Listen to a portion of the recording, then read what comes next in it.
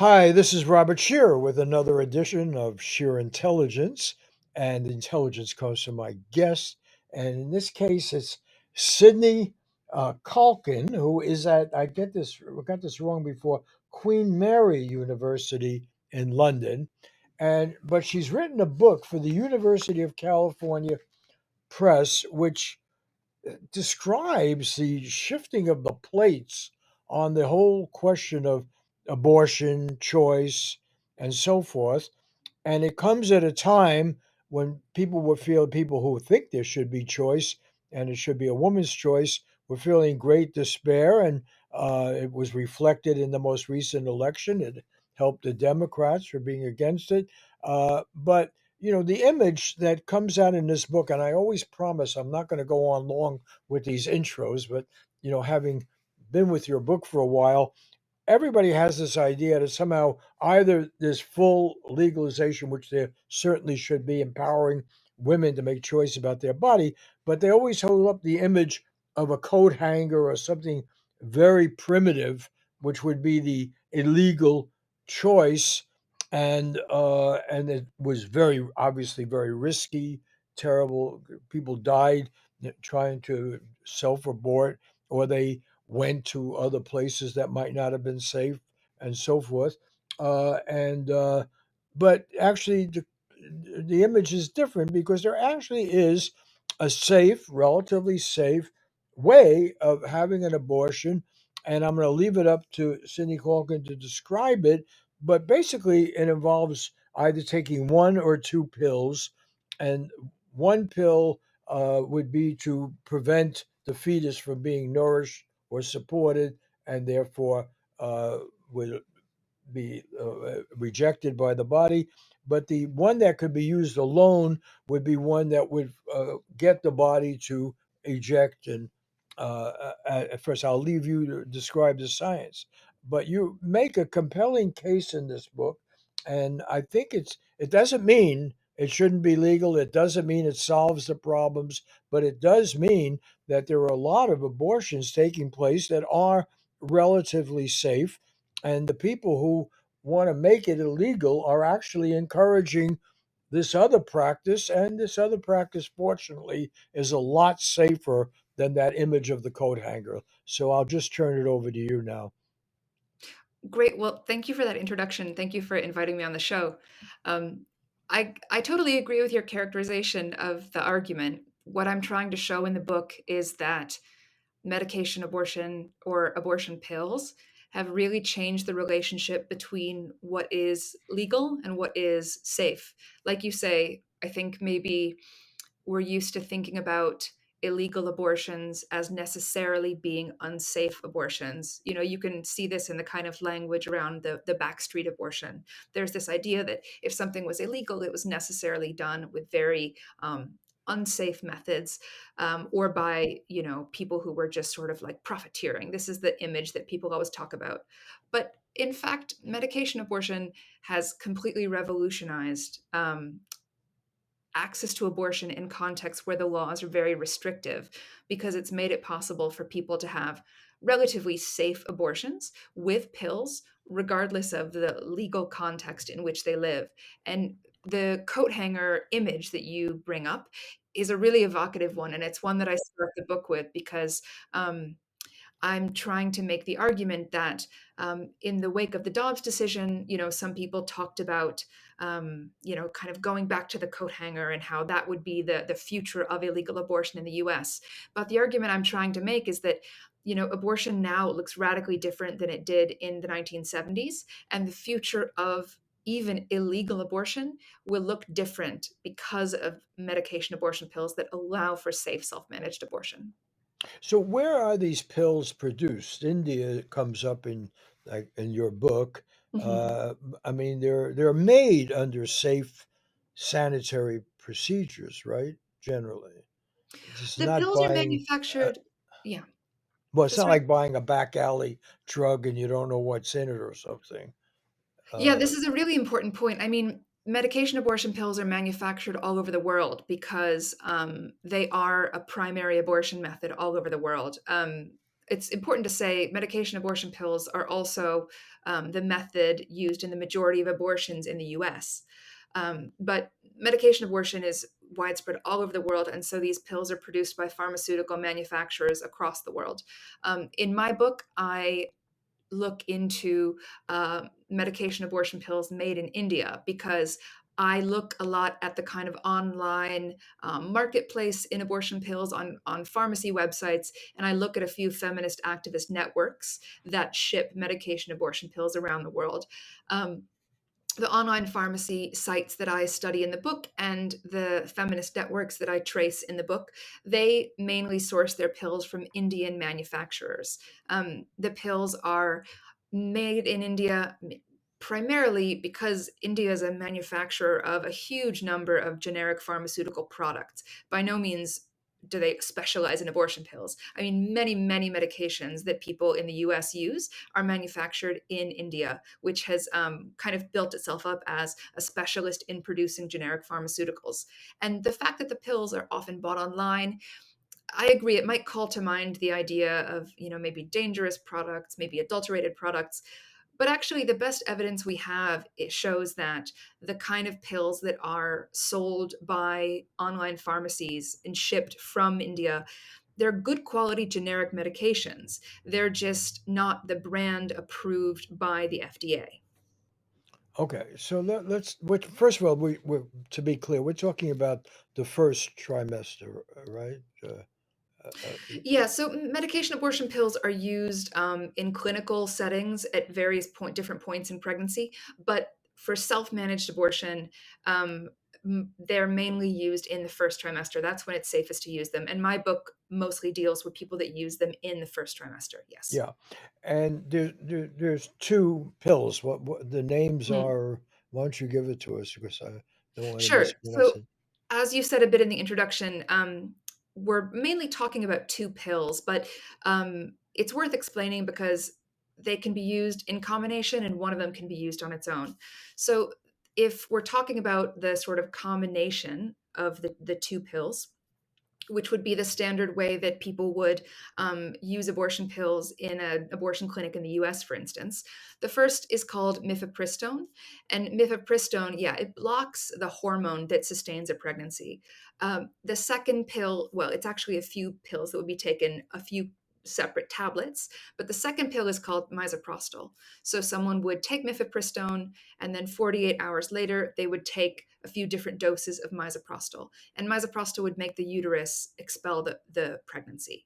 So those, if you were to go into a clinic in the US, you would get mifepristone, which is sold under the brand name Mifeprex in the US. It's also known as RU486 sometimes in the US, followed by misoprostol. But misoprostol can also be used on its own. It's a little bit less effective, but it's still mostly very, very effective to end a pregnancy by itself.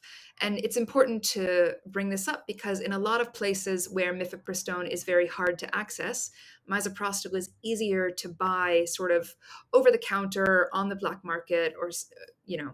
And so, in a lot of places, especially across Latin America, where people can get misoprostol but they can't get mifepristone, they use misoprostol by itself.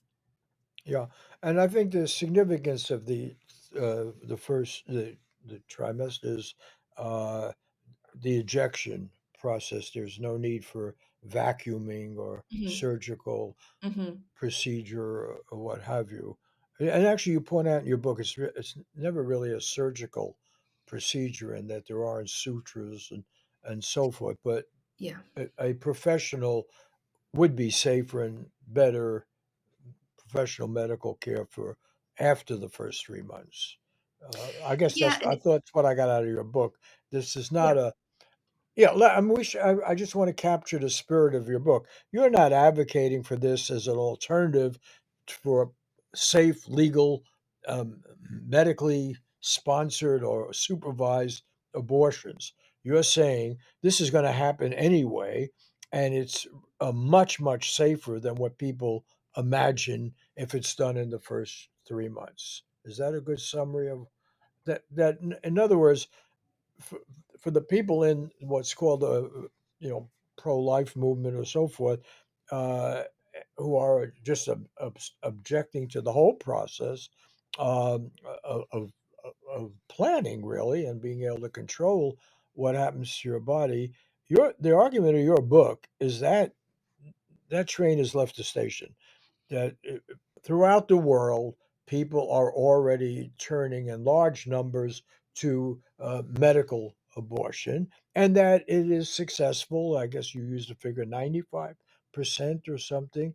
And even when it's not, I don't know, what does it mean not to be successful? Is the uh, woman's life at risk, or uh, No, it's a very, very safe medication. I mean, it's important to tell your listeners. I mean, these medications are on the WHO's essential medicines list, and the WHO has even released new guidelines to change the way that abortions are classified to explain that self-managed abortion with pills and you know, helped by a trained support person is not classified as an unsafe abortion. So you know, they're very, very safe, and they're used around the world. um, I I think you're capturing something really important about the book. You know, the book isn't a kind of polemic. It's not a kind of like activist work. It's a work of research because I've been interested in the question of how have medication abortion pills been changing access to abortion in places where the laws are restrictive.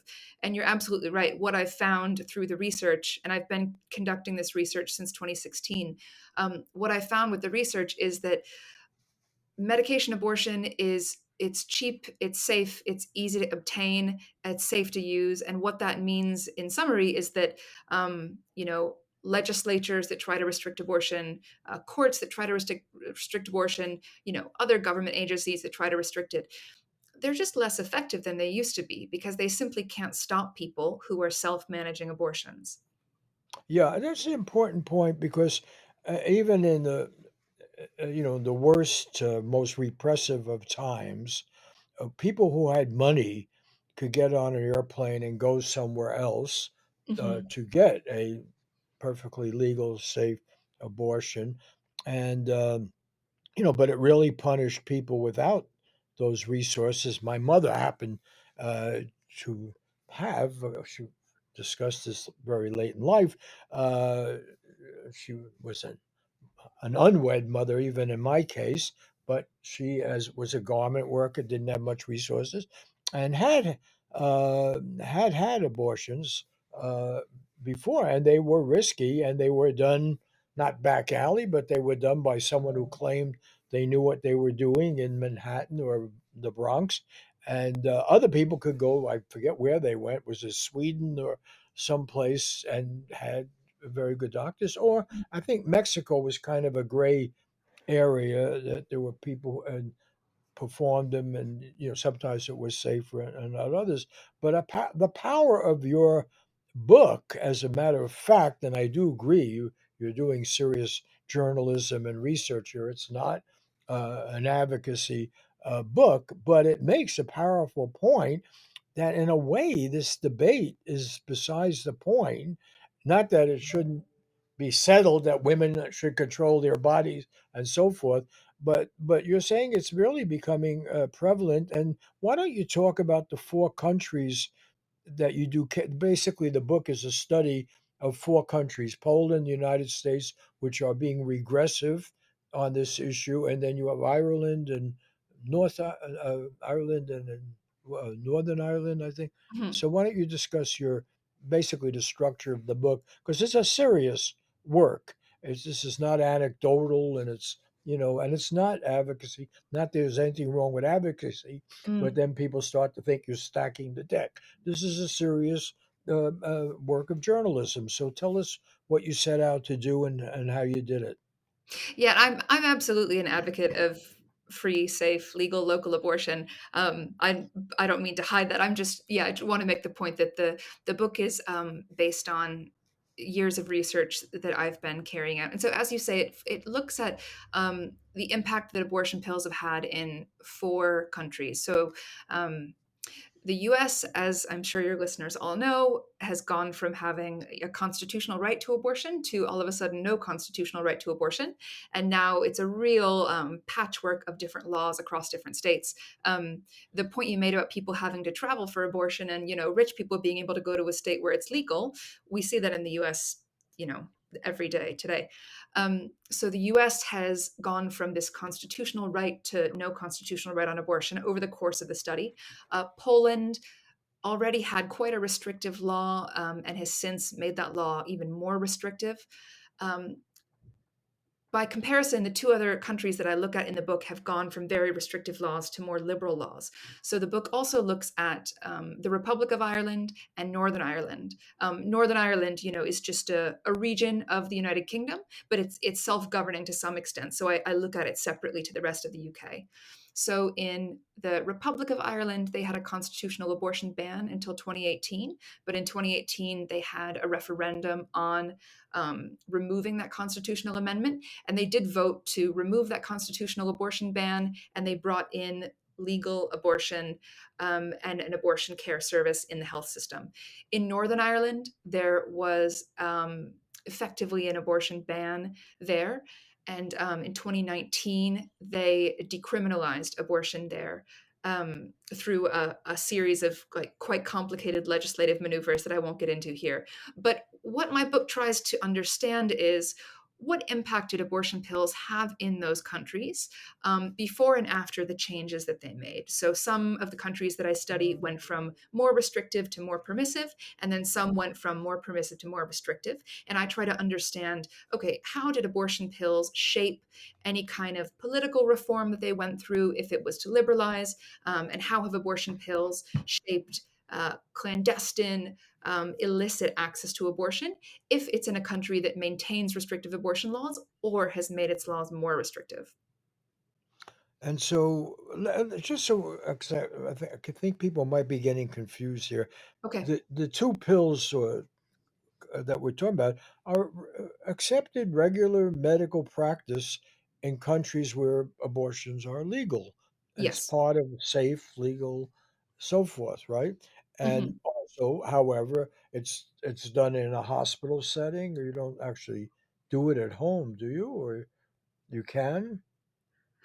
Well, that depends. I mean, you're absolutely right to say that that medication abortion pills are standard practice across the world. I mean, in many European countries, the majority of abortions are carried out with medication abortion. Medication abortion's been widespread in use across the world since the 1980s.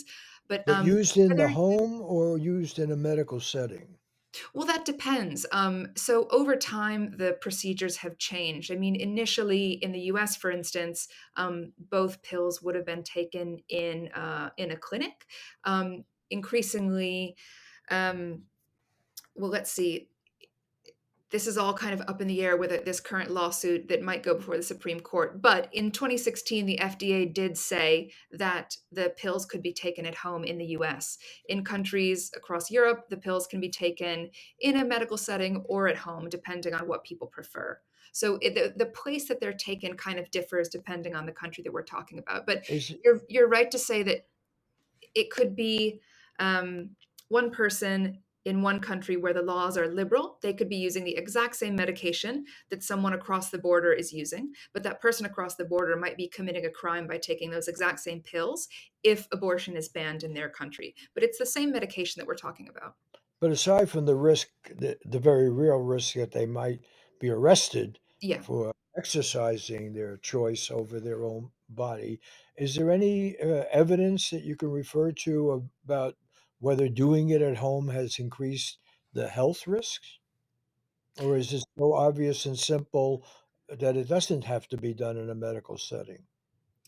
It's a good question. And there is not evidence that allowing people to take the pills in the place of their choosing makes it any more dangerous. I mean, this was the basis for this decision that the FDA made in 2016 to basically say you no longer have to take all the pills in a clinical setting.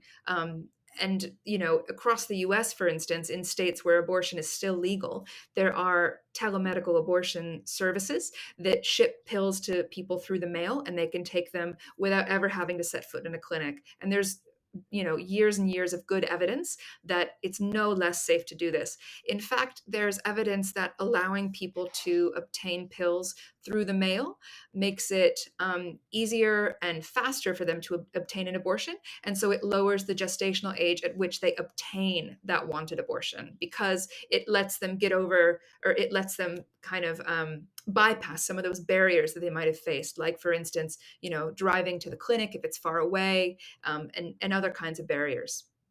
So that is really the power of your book and your analysis. And that's why it really distorts the whole debate to bring up the coat hanger as a symbol or Mm. any other high risk alternative. The fact of the matter is, uh, and again, I stipulate there should be free legal choice. We're not debating that. We're not saying Mm. that this pill takes away the need to make it legal. That should be a human right that women have, and so we're not don't want to cloud that. However, to pitch it as, say, let's say you are a person who wants to discourage abortion or even prevent it, you're not going to win this argument by making it illegal. The fact is, science has trumped that, medical science. And it isn't the coat hanger, it's actually a very safe procedure that can be sent to you in the mail. That is the pills that are made by regulated institutions that make other pills that you can get in the mail, and that there's no evidence that doing that is dangerous, and so the fact of the matter is, the people who think they've won a great victory with this court decision, as a matter of fact, they probably will, as it works out. Well, then people will maybe make the decision earlier or use these pills to uh, accomplish what they want to do, and maybe the debate is kind of odd right now for both sides. It won't be as terrible as the pro choice people feel because people all over the world have now a way of managing, planning their lives and making their decisions. Yes, it should be legal, it should not have to be done this way. But on the other hand, the people on the what they call the pro life side or the anti choice side are going to lose anyway, right? Is that not a fair summary of what your book says? Yes, and I'm glad that you've made this point, kind of emphasizing that, the book isn't arguing that self-managed abortion with pills obtained online is a replacement for legal reform. That's certainly not what I'm arguing.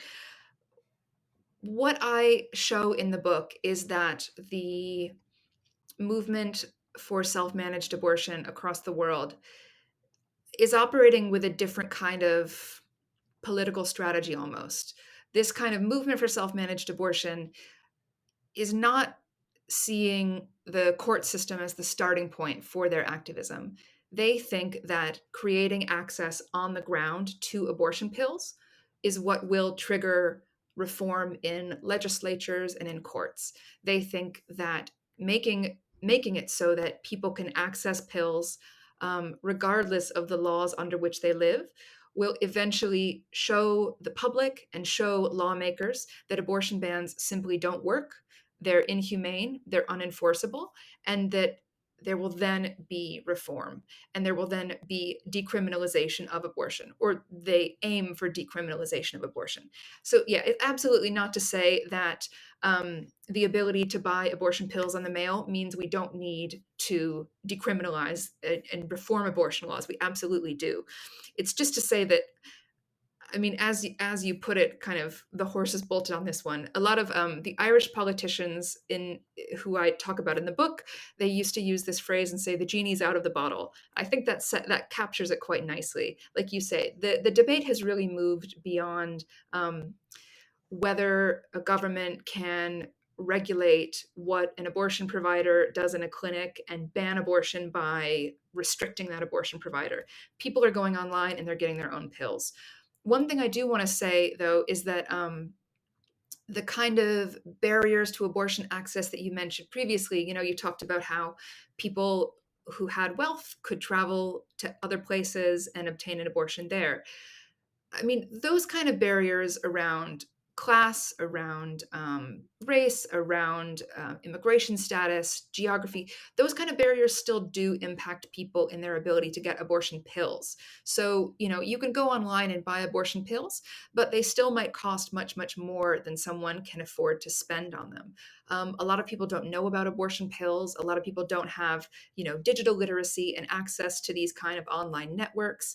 Um, so there are still a lot of barriers that mean it's difficult for some people to get abortion pills and use them. And there's still people who would prefer not to have to self-manage an abortion. There's people that would prefer to go into a clinic and, have that contact with a physician. So I'm not arguing this is a replacement for good abortion laws and regulations that provide free, safe, legal, and local access.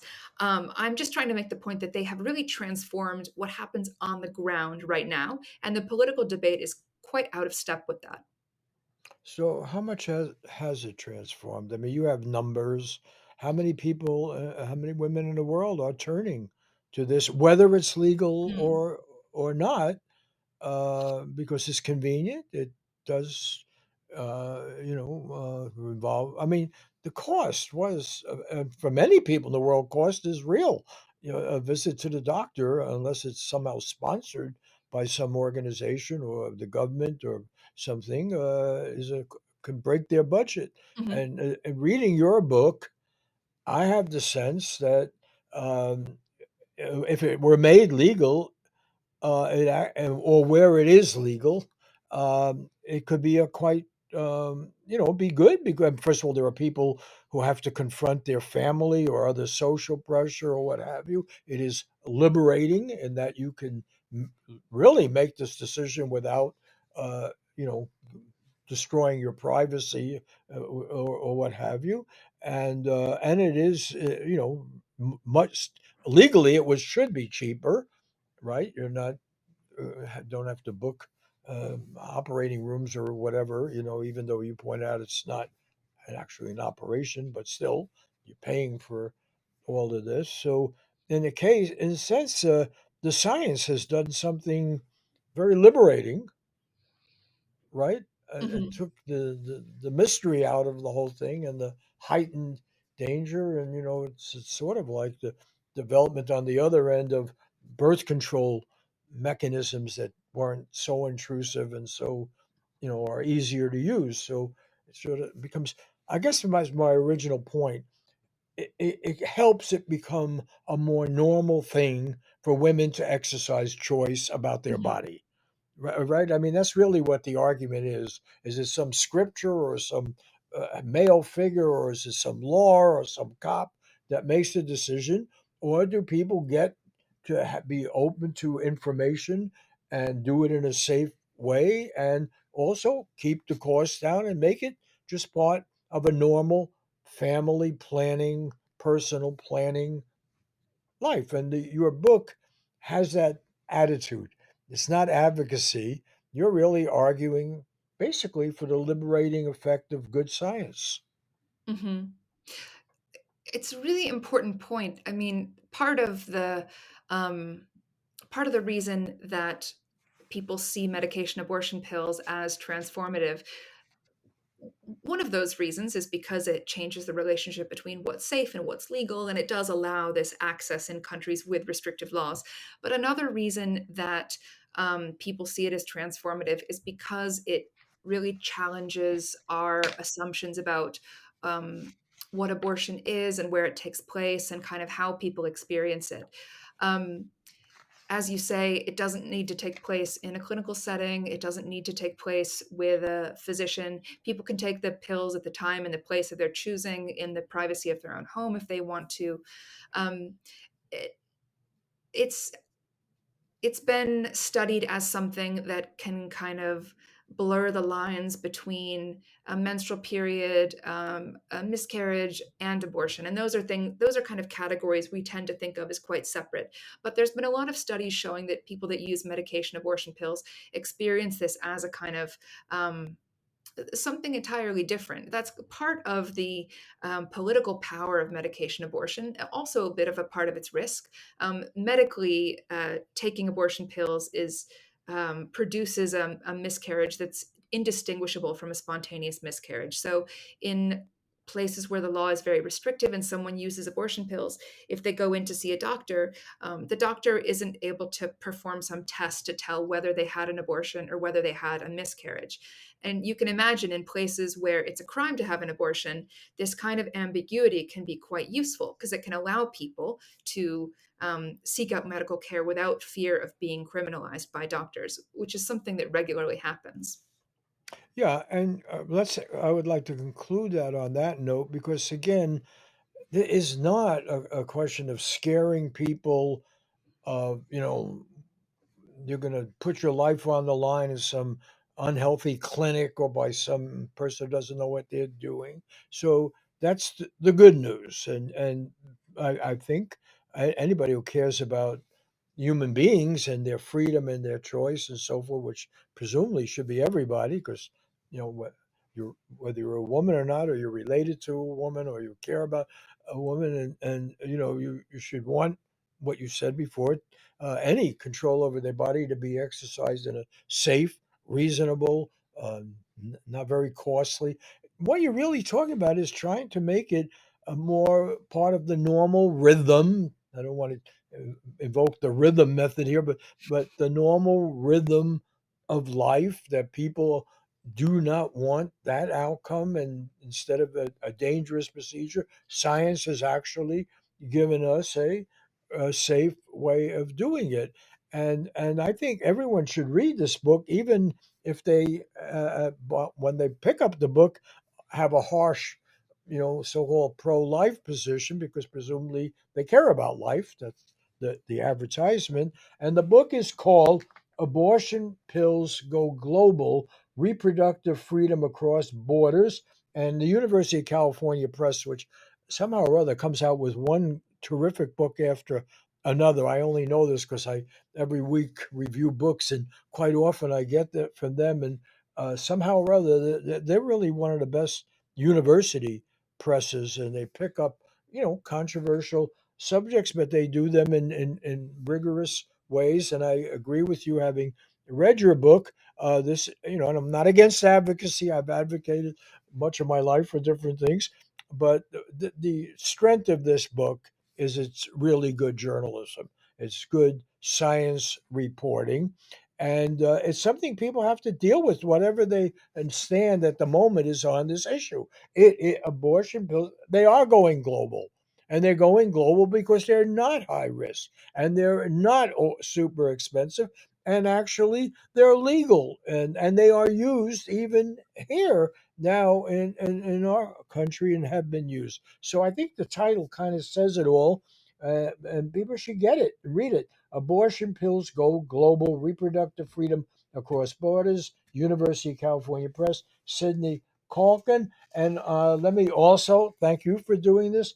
Let me also thank Laura Kondarajian and Christopher Ho at KCRW, the terrific NPR station here in Santa Monica, for posting these shows. I want to thank our executive producer, Joshua Shear, who drove me crazy to do this book. He said, "You have to read it. You have to get this woman," and so forth. And even though there's a lot going on in the world, the fact is this is a huge issue. And your book really makes an important contribution. I want to thank Diego Ramos and Max Jones, who do the video, and Diego writes the introduction. And I want to say, particularly thank the JKW Foundation in memory of a very strong independent reporter, Gene Stein, who wrote very important books about the complexity of being a woman, like the book Edie and so forth, uh, for providing some resources to be able to do the show. See you next week with another edition of Sheer Intelligence.